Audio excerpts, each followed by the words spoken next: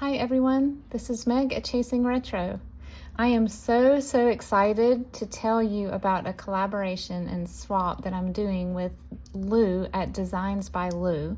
I'm going to link her channel below. Please go check out her channel. She is so talented.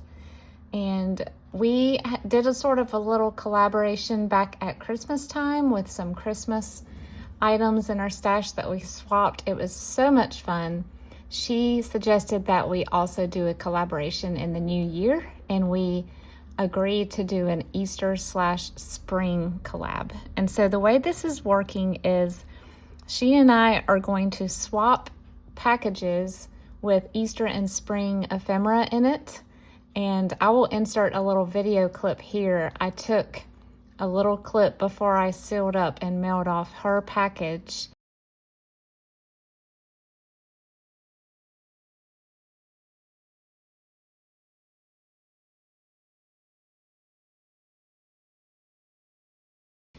And actually it's going to go out in tomorrow's mail. And I wanted to just send her a little sneak peek of what I'm sending her, and then she's going to also send me a package of swap items. And then we're going to take our items and we're going to make 2 journals with them, one to swap and one to sell. I think I might, it depends on how much ephemera I actually have, because I didn't do any Easter journals last year. So I have a lot of spring and Easter stuff in my stash. I may end up doing 2 to sell, and I'll explain that in a minute. But it turned out, it was really funny. We ended up having the same little golden book, the same version, the same printing of the same little golden book that we decided to be our swap journal. So this is it. This is the journal that we are going to create for each other. And we've agreed on a number of signatures and a number of maybe not number of pages, but a number of signatures in the width of the spine. And we're gonna sort of put our own spin on it. This has been published numerous times, and this is the probably 1980 something publishing date, if I remember correctly. It has a barcode. No, this one, the one that I have is 2003.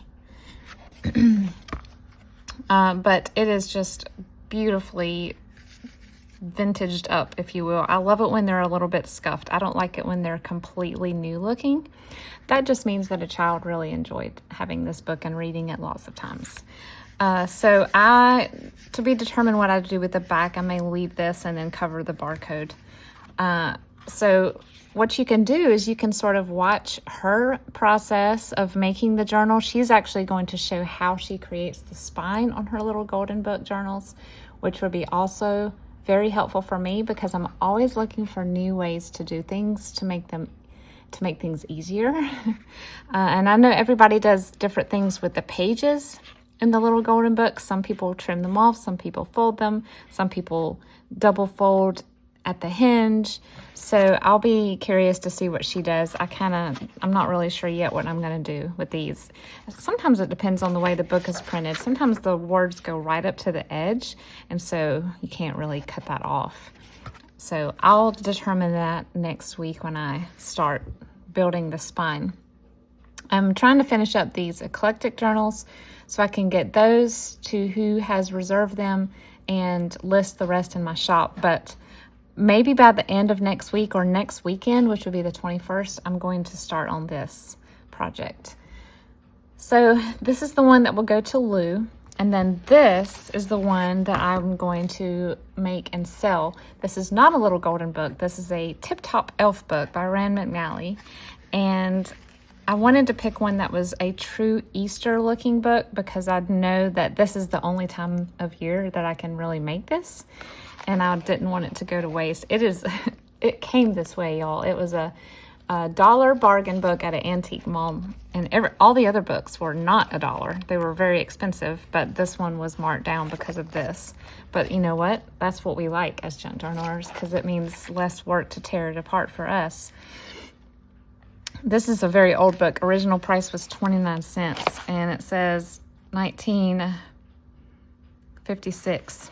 So Yeah, this is an adorable, adorable book. The pages are literally crumbling, so I'm going to need to hinge them to make them work. And I think I'm missing a page. Now that I'm looking at it, I'm missing one of the... I must be missing the page that matches this. I don't know. Well, something's missing right here. I think it's interesting that the title on the title page is not capitalized. I didn't know that this was a thing until later, but evidently it was. So I love the colors in here. Lots of pastels, bright colors. Looking forward to doing this. This will be in my shop or reserved. And then I decided at the last minute, and this is still kind of up in the air, I thought about what if I do a spring journal that's not necessarily kid themed, because these are going to be very whimsical, childhood themed. They're going to have a lot of Easter elements in them. Also spring, yes, but there's going to be Easter bunnies and things like that. I thought about just doing one that's just pastel and floral themed, a very springy, feminine journal. So I pulled out this Reader's Digest cover. I've been holding on to this for a long time. It's from the 50s. And I was like, oh my goodness, I forgot I had this on my shelf. So that's what I was saving this for, was a spring journal. So I will probably make these two to sell, and this one, obviously, for Lou. So let me show you just a few things that I've gathered. Some of this stuff, Lou, has come to you in your package. Some of it I found after I taped up your package, but I think you've got plenty to go on in what I sent you. This is one of the things I was most excited about putting in your package, Lou, because I had forgotten that I had this. It is cellophane wrap, probably from the 80s, judging from the rest of the things I got at this particular yard sale. I got this 3 years ago and never really used it. So this would be excellent for shaker cards, shaker page, which is probably what I'll do with it. You could also cut it into strips and make ruffles out of it. I just love it. I love it, I love it. So that will go into the journals. I've got, it's really funny. So Easter is my favorite holiday and spring is my favorite season. So, well, actually it's a toss up between spring and summer, but it's in the top two. This is really funny. When I started pulling out my ideals, I realized that I had more Easter ideals than any other holiday or theme. So I think I have 6 or 7. These are just 3 of them. And some of the ones that I have are really old. Like these are from the 50s and 60s. So this one I think is from the 80s. It's really funny. You can see where someone did, maybe used this to bear down on when they did a crossword puzzle. So you can see the letters on the flowers. But yeah, so I sent Lou some pages from these, and I will be using some in the journals as well.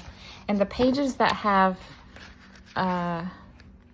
maybe not so pretty background, like some of these drab, I don't really like the sepia tone for Easter journals. I will be able to do some fussy cutting and use some of these images. That's what I love about ideals. There's just so much options inside of them. I have, let's see, I don't think I sent Lou any cardstock.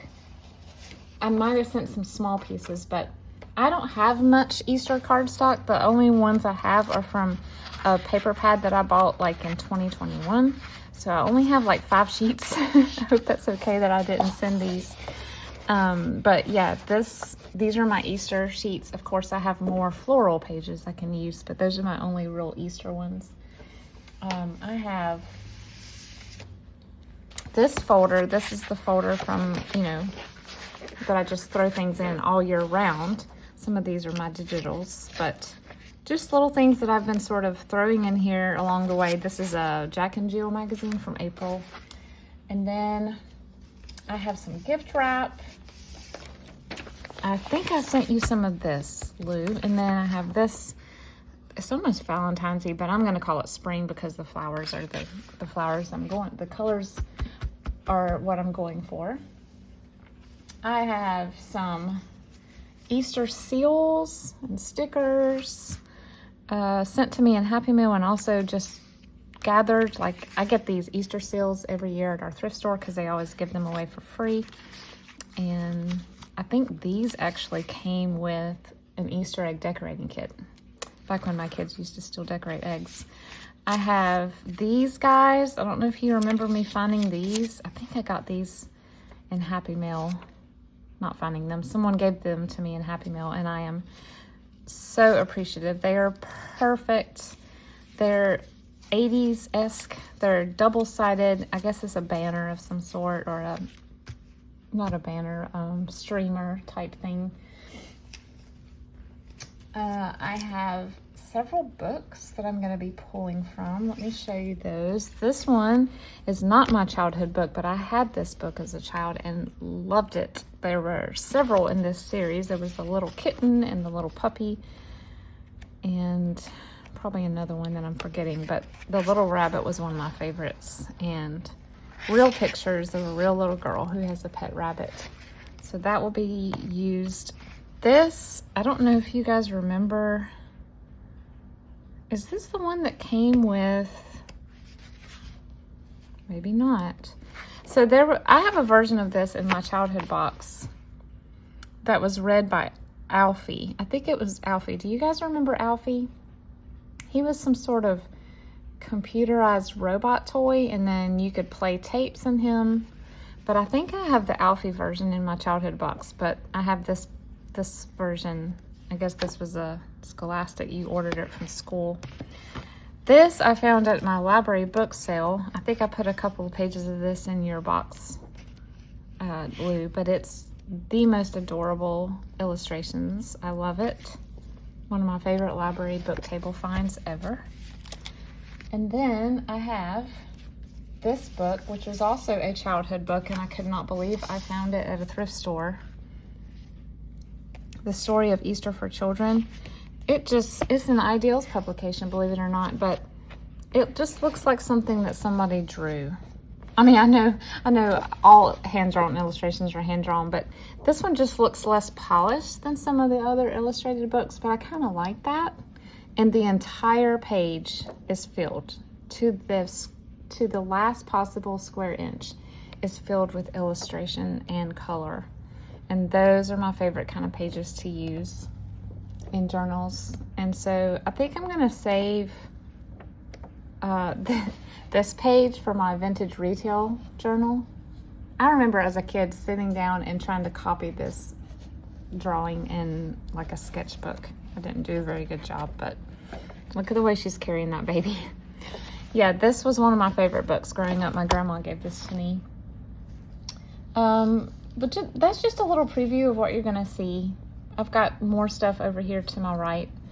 But I just wanted to send a little bit of a preview to show you what I'm working on. And I'm excited about this collab.